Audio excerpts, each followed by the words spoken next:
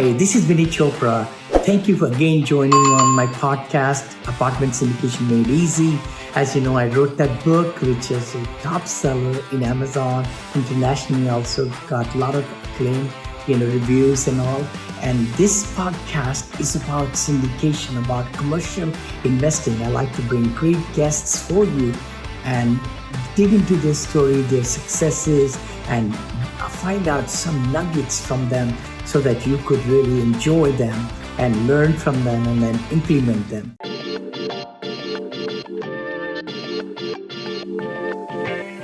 All right, guys, Vinney is back. Vinney Chopra, Vinney Smile Chopra. Some of you know that I wrote the book, Apartment Syndication Made Easy. This should be now not 500 million, but almost $1 billion that I'm reaching. $7 journey to $1 billion. And my goals are very, very big because senior assisted living is the other thing that I'm really promoting and building from scratch. I'm leaving next week actually to open up. We did open up Punta Gorda, Hampton Manor. I'm doing Ocala, Venice, Merritt Island, Jacksonville, Palm Bay, you name it, Venice, all those places and some other places. And then, of course, the other book, which is The Positivity Brings Profitability. I hope you like it. And this show is called Apartment Syndication Made Easy. But Vinney is diversified now into a lot of stuff. So you'll see a lot more different podcasts, bringing your diversification to the next level into Web3, into metaverse, into Bitcoin mining, crypto, and hotels. Hold on. I just buying 4 hotels right now. So it's going to be fantastic. We have brother Brian in the house. Hi, Brian. Hey, Vinney. Happy to be here. Brother? I'm glad to have you. We're going to hang out. Go ahead. I got your that purple book is right up there on the shelf right behind me. So yes. Right there, bro. Thank you so much. No, it's such a pleasure to see in the community how many successful people are there. Elevate. I love your company, and I've introduced, I interviewed also my brother, but let's see here, our friend right here, Brian, I want to introduce you, brother, is a partner with Elevate Commercial Investment and has served as the sole sponsor for over 600 units, 14 different deals, and 12 different exits in Northwest Arkansas. You're in North Arkansas right now, you said. And, since partnering with Elevate, he has been involved in 223 million. Guys, listen to these nuggets. He's going to be sharing so many golden nuggets right here in this podcast. We're going to cut it into 3 pieces. Usually that's what we do. That way you could kind of get the most out of it. Apartment transactions over 2,300 units in Texas, Florida, South Carolina as a general partner role. And Brian's primary focus is continuing to place private, institutional, and preferred capital. We're going to talk about all these things, how he's able to, go in there and all that into strong risk-adjusted projects in multifamily space. And are there any topics? Oh, there we are, scaling into this. Beautiful. Welcome, bro. Brian, tell us, who is Brian Wagers? Tell me, who is this guy who's doing so well? You touched on it right there a little bit. That's kind of where I'm at and what I've done. So I got started here in Northwest Arkansas on my real estate journey. Yes. I think, like some, I was frustrated with the stock market. I had really good earned income, and I was trying to diversify outside of the stock market, and I got involved in real estate. It started with just a single family home. I managed it myself, rented it out.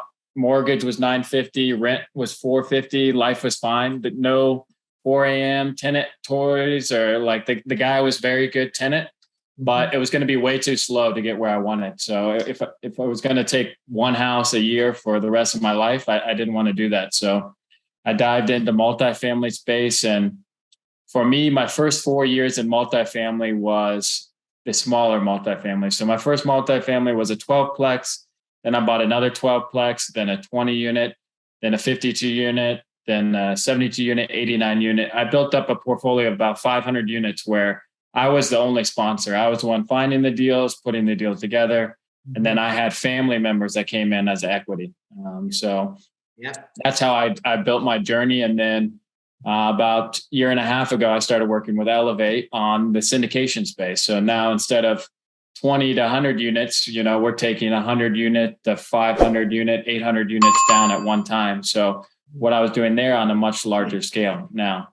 I see. So let me ask you a question. I think the audience would like to know what helped you, 3 things you did to reach out to get investors. What were some big nuggets that scaled up and they were able to, invest with you and elevate in the, last few years? Yeah. Yeah. So for me, the big thing was. Hi, you are listening to Syndication Made Easy podcast. We will be right back after this short break.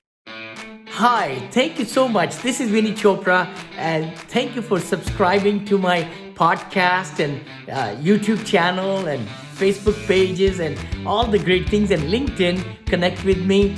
I come live to you every Friday at 9:30 Pacific with Vinney and Bo Show. Please also look at that. And also the podcast, which is my Apartment Syndication Made Easy. The book I wrote a couple of years back became international top seller on Amazon International now. And then we like to bring great guests for you every week or twice a week sometime to give you a lot of great knowledge. So please subscribe. You give us 5-star reviews on the iTunes. The better the guests we can bring, and our ranking will go higher also.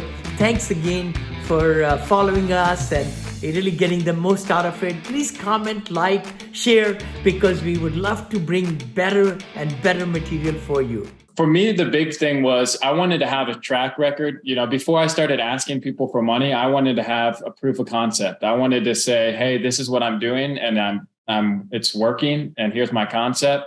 So that's kind of why I started with a smaller to medium size for me personally as an active. But if you don't necessarily have that track record, I would definitely get with an operator that has a very strong track record, that is out there actively doing it. So that's when I found Elevate too. They were doing it on a much larger scale. George has his in-house construction team. So I saw what he was doing and I wanted to tie on with him and the company. But I think letting people know what you're doing. So for me, my first 4 years, I didn't talk about it on social media. I didn't tell my friends or about it. It was just a couple family members that I was convincing at the time, but I could have been building that track record for 4 years with my family member to talk about it. So I just recently started doing that 2 years, talking to guys, like coming on podcasts like yours, going to events is another thing. So number one, start letting people know what you're doing. Don't keep it a secret, And number two is I would start going to high level events. I know you're going to these, you just got back from Las Vegas from a great event. I think getting in rooms with, other people that are doing it, I think is a great way to really multiply your success and do it at a faster route. So yeah, those are my first 2. And then, 3, I kind of touched on it, but I would get with good if you're not have a track record yourself, I would get with other operators that are doing it at a much higher level. Excellent. So let me ask you a question. I mean, in the whole scheme of things, you think social media, what role does it play now as you're getting more in the limelight? Yeah. I think it helps build your brand recognition. You're building a brand for people to know, trust, and like you, and they want to see that you're out there doing it. And I think it's one thing to have skin in the game. You put money in the deal. You want to see sponsors have their own money in the deal. But when you're on social media and you're creating this brand, that's kind of your reputation. So that's another skin in the game. If you're consistently putting yourself out there, you have a reputation to uphold. So I think that kind of helps, investors know that, okay, this guy is active on social media. He's everywhere. If he did someone wrong, people would know where to find them. They're not hiding or anything like that. They're not doing stuff behind closed doors. They're very open and transparent. I think that's key in our industry is being That's super smart. transparent and open. You're so right, brother. So right. And, again, the investors' money is hard-earned money. I always say that. I started 15, 16 years back, and people who gave 50,000 at that time giving millions. I mean, my top investors have 5 million, 6 million with me now, and they just kept on putting more and more. You're right. It's the trust, it's the integrity, it's the transparency. All those things, matter a lot. How about institutions? Are you finding? I know I sometimes ask that because I have not taken any money in my deals, close to $1 billion now, any money from institutions, just the loans and private equity, investors' money. So sometimes we pair it on. So sometimes we'll do like, the loan, some institutional money, and then retail investors. So we don't do it often, but we do continue the conversation with institutions. They want a little bit more control on the deal, even though they are somewhat passive. They want to have voting rights. They want to say when the property sells or not. So it can be a complicated process. Some institutions are harder to work with than others. Some say, hey, we want to see your track record. We want to see the business plan, and they'll start with small amounts and then grow from there. And some institutions want more control. Sure. I think recently they definitely scaled back with the interest rates, the way they've been going. Some are kind of sitting on the sidelines until some of the recent conversations I've had is they're waiting until January to see what happens. So it's definitely a different level. They like assumable loans right now. I mean, so do we. I'm sure you do too. When we can get an assumable loan in the low to mid threes, that's very attractive, and that they like that pairing on their investment too. So A class is something they diversify with more and more. Outside the value add.